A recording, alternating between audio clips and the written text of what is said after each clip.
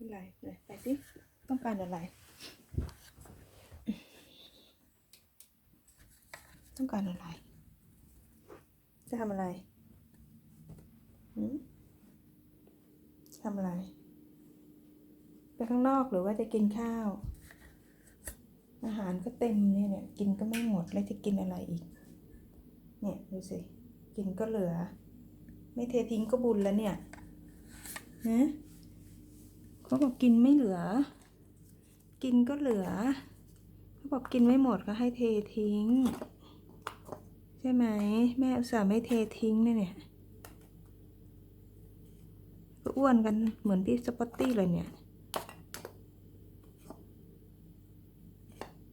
จะอ้วนเหมือนพี่ใช่ไหมอาจจะข้ามไปไหนหรอบ่นนิดบ่นหน่อยทำเป็นจับต้นชนปลายไม่ถูกเลยนะ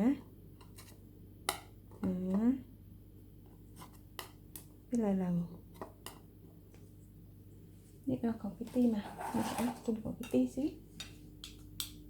พี่ก็กินเหลือ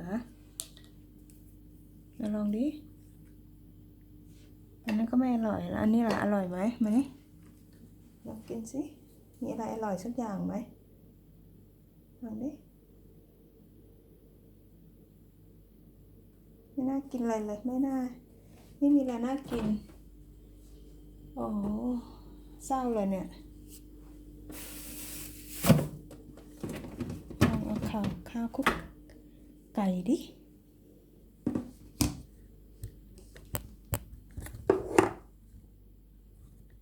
ไก่ดิ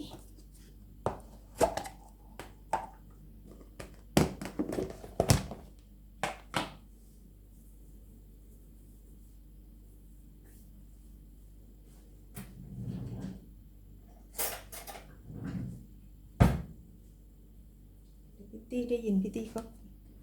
ก้อยมาอีกตัวหนึ่งมันก็ได้ยินเสียงอาหารไม่ได้ก็ชอบข้าวคลุกไก่ต้ม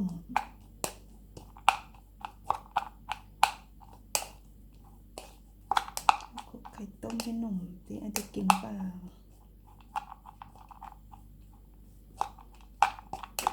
ชอบกินไก่มามา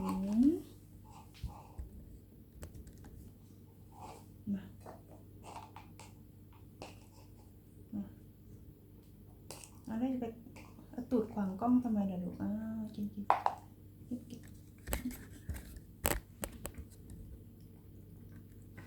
ชอบผมชอบกินไก่ครับ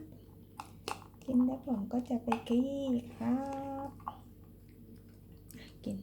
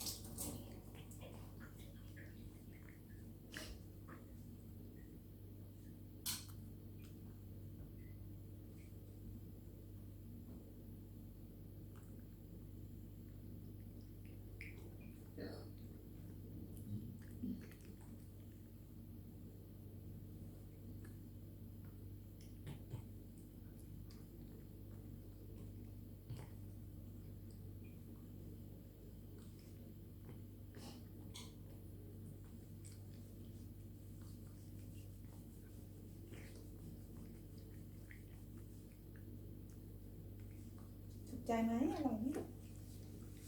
อร่อยไหม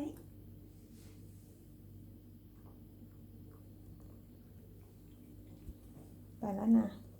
นี่อยู่เป็นเพื่อนแล้วนะไปแล้วนะ